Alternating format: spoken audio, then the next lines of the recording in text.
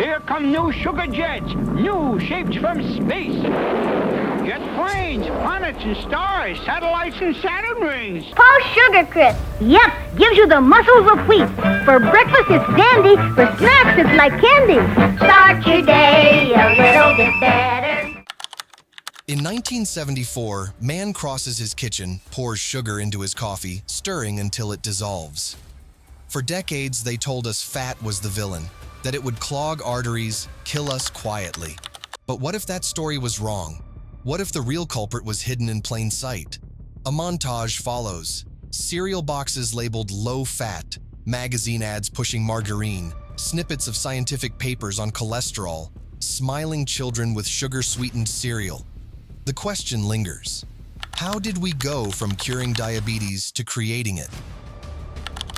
The Sugar War, 1950s to 1970s, declining sugar sales, rising anxiety. By the mid-20th century, the U.S. sugar industry was alarmed. Sugar consumption was flattening, while concerns over obesity, heart disease, and lifestyle diseases loomed. Trade groups and sugar refiners saw a threat to their market share. Internal documents later unearthed showed that the Sugar Research Foundation, the predecessor of today's Sugar Association, realized that promoting a low-fat diet could boost sugar consumption. Since fat is energy-dense, replacing fat calories with sugar calories would increase sweetener demand.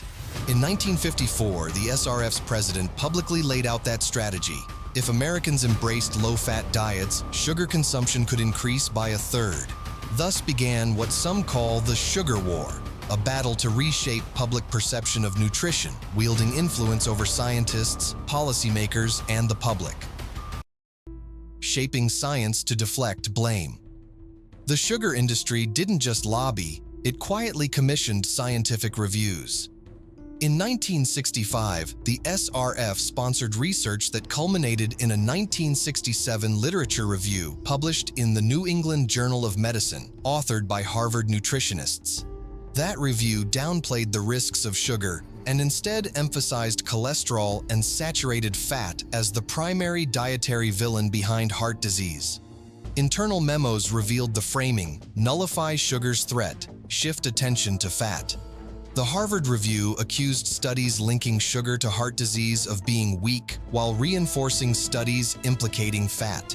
Crucially, the SRF's funding was not disclosed at the time. This wasn't an isolated tactic. Over decades, the sugar industry, much like tobacco or fossil fuel interests, fostered friendly scientists, selectively published data, suppressed contradictory findings, and managed narratives. Some historians have since noted that many nutrition scientists already believed fat was harmful and that funding disclosure norms were weaker then. But the broader pattern is undeniable. Sugar interests strategically shaped scientific discourse, redirecting the blame that might have fallen on sugar itself. The marginalization of John Yudkin. While corporate science alliances flourished, individual critics were sidelined.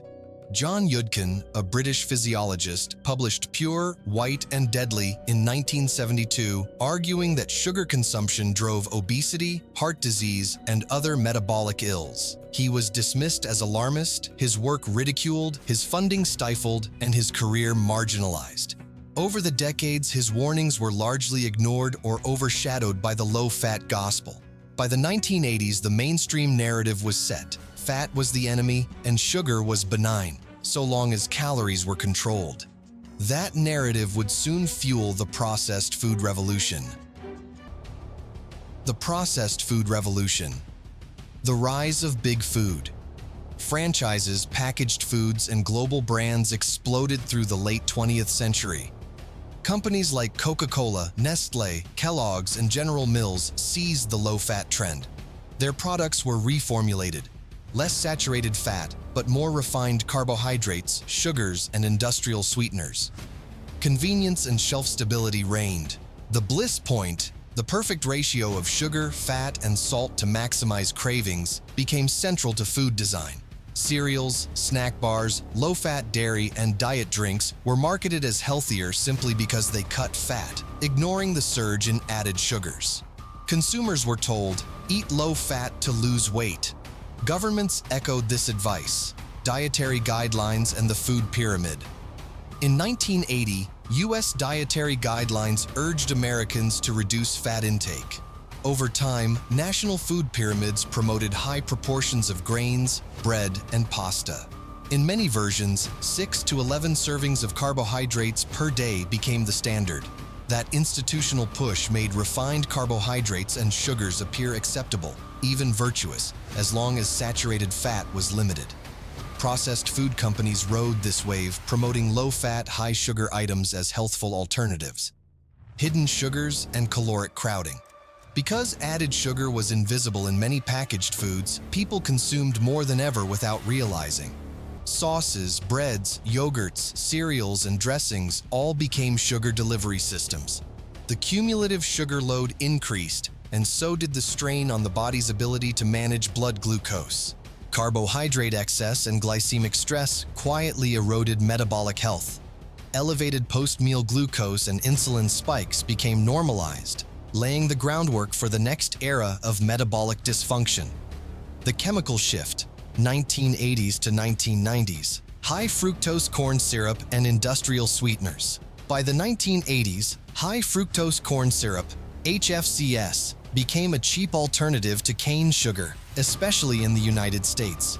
Food companies switched to high fructose corn syrup in sodas, snacks, cereals, and condiments. The myth was that HFCS was just as good as sugar, calorie for calorie. But fructose, unlike glucose, has distinct metabolic effects. It burdens the liver, drives fat production, raises triglycerides, and worsens insulin sensitivity. At the same time, artificial sweeteners like aspartame, saccharin, and sucralose spread rapidly. Marketed as zero-calorie sugar substitutes, they were portrayed as tools for weight control. Sweetness without consequence. But emerging research linked them to changes in gut microbiota, altered insulin signaling, and paradoxical weight gain through increased cravings. Together, HFCS and artificial sweeteners expanded the sugar-insulin problem. More sweetness, less satiety, and a body constantly confused by signals of abundance. Fast food, supersizing, and sedentary culture. The same decades saw the dominance of fast food chains, larger portion sizes, and ultra-processed snacks. Eating on the run became a way of life. Combined with urbanization and less physical activity, daily calorie expenditure dropped dramatically. What was once an occasional treat became the everyday diet. Blood sugar highs and lows became the new normal. The pancreas had to work overtime, producing more insulin to manage constant glucose spikes, until eventually it couldn't. Modern consequences: the explosion of metabolic disease. By the 2000s, the health fallout was undeniable. Rates of obesity, type 2 diabetes, non-alcoholic fatty liver disease, and metabolic syndrome soared worldwide. Globally, tens of millions live with type 2 diabetes, and over 1 billion are estimated to have fatty liver disease. The prevalence of metabolic syndrome, defined by central obesity, insulin resistance, high blood pressure, and abnormal lipids, now affects roughly 1/4 of the global adult population. In the US, up to 40% of young adults show measurable insulin resistance. Worldwide, over 10% of adults may now exhibit some degree of it, with rates climbing in parallel with processed food consumption and sedentary habits. Insulin resistance. The gateway. Insulin resistance is where overfeeding, poor diet, inactivity, and genetics meet. When muscle, liver, and fat tissues stop responding efficiently to insulin, glucose builds up in the blood. The pancreas compensates by secreting even more insulin, a state called hyperinsulinemia. Over time, that system fails, leading to diabetes, fatty liver, heart disease, and other complications. Researchers now describe insulin resistance as a central node linking obesity, cardiovascular disease, polycystic ovary syndrome, Alzheimer's, and certain cancers. In short, we solved one disease, insulin deficiency, but created many others tied to insulin excess. On paper, humans live longer than ever, but longer life doesn't mean better life. Many survive into old age with chronic diseases, multiple prescriptions, and metabolic dysfunction. We conquered infectious diseases only to replace them with disorders of overconsumption. In this sense, the modern diet didn't just change how we eat, it changed how we age. The GLP-1 revolution and its paradox.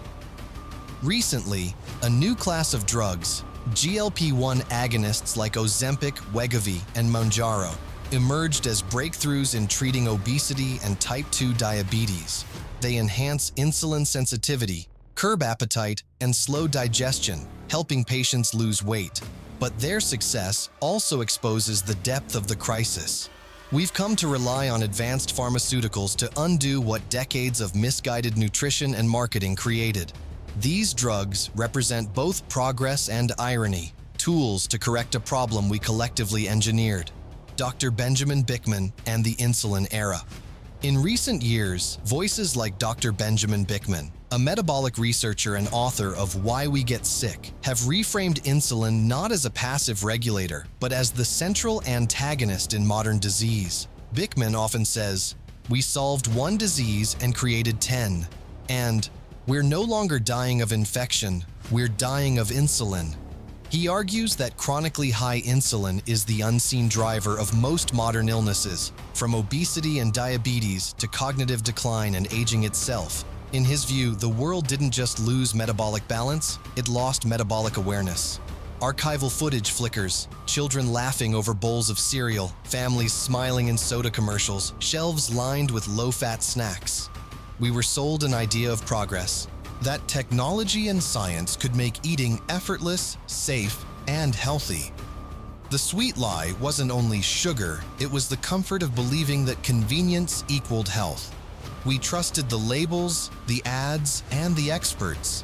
But beneath the slogans, our biochemistry was quietly being rewritten. The more we ate what we were told was right, the further we drifted from what our bodies were built to handle. The narration closes on a quiet note. They told us sugar was safe. But soon, a small-town doctor would uncover the real cost of our modern diet. The screen fades to black, replaced by a final title card. Next episode, The Silent Killer Inside Us.